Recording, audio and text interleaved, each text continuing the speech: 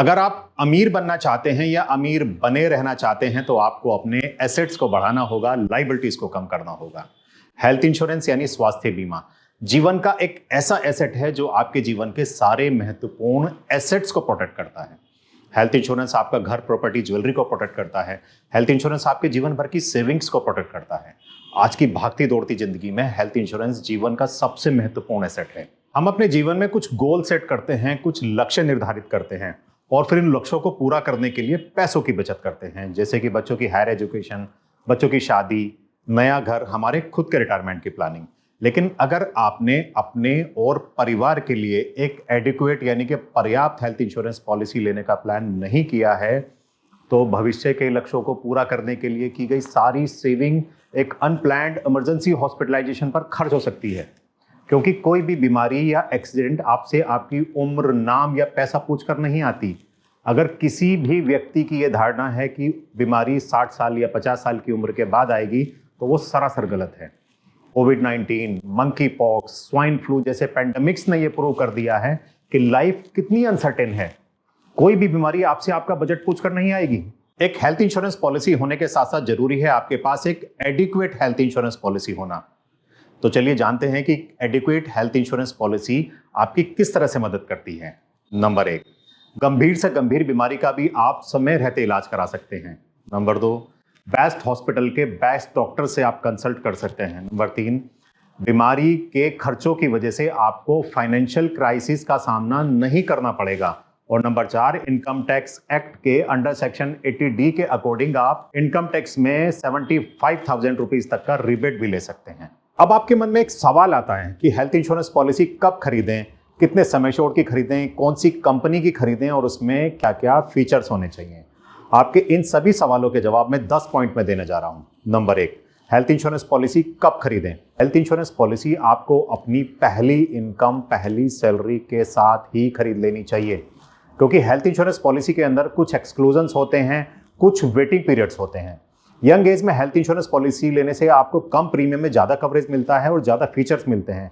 साथ ही बीमारियों के वेटिंग पीरियड भी यंग एज में ही कंप्लीट हो जाते हैं और जब वास्तव में हेल्थ इंश्योरेंस पॉलिसी को यूज करने का टाइम आता है तो उसमें सारी बीमारियां कवर हो चुकी होती हैं। दूसरा पॉइंट आता है कि आपको कितने समय छोड़ की पॉलिसी लेनी चाहिए। तो इस पर मैं बताना चाहूंगा कि आपको अपने एनुअल इनकम के बराबर के रिस्क कवर की पॉलिसी कम से कम आपके पास होनी चाहिए।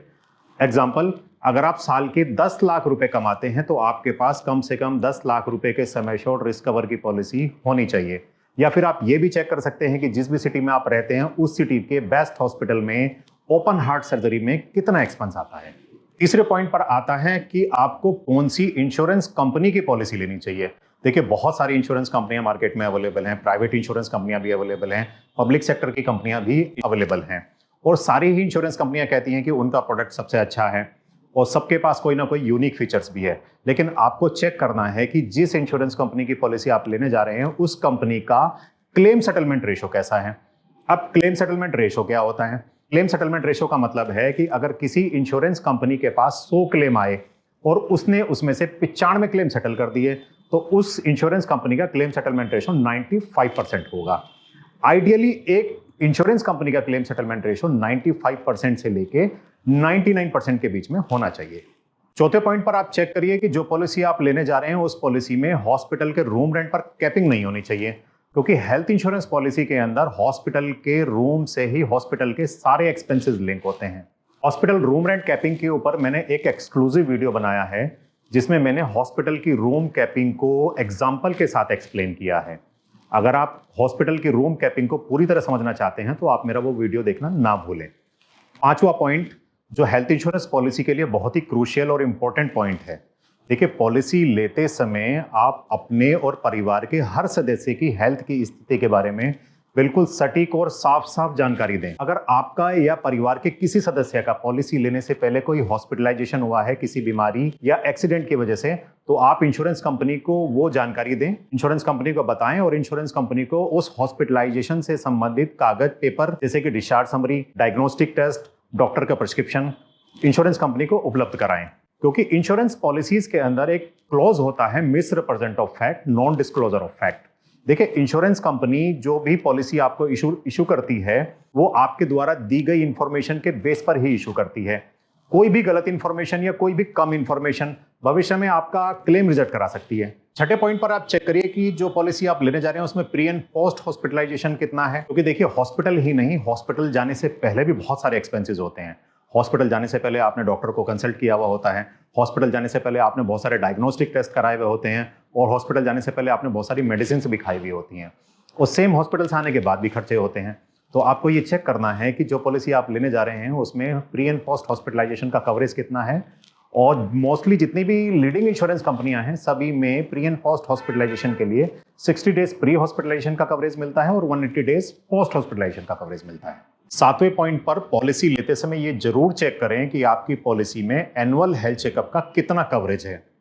बढ़ते हुए लाइफस्टाइल डिजीज, बढ़ता हुआ स्ट्रेस, पॉल्यूशन, इन सबको देखते हुए अगर आपकी एज 35 ईयर्स को क्रॉस कर चुकी है तो आपको साल में एक बार प्रिवेंटिव एनुअल हेल्थ चेकअप जरूर कराना चाहिए।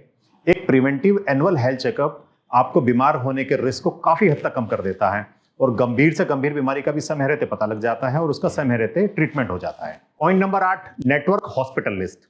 अब पहले तो आप ये जान लीजिए कि नेटवर्क हॉस्पिटल होता क्या है। नेटवर्क हॉस्पिटल का मतलब है कि वो हॉस्पिटल्स जिनमें इंश्योरेंस कंपनी कैशलेस की सुविधा दे रही है।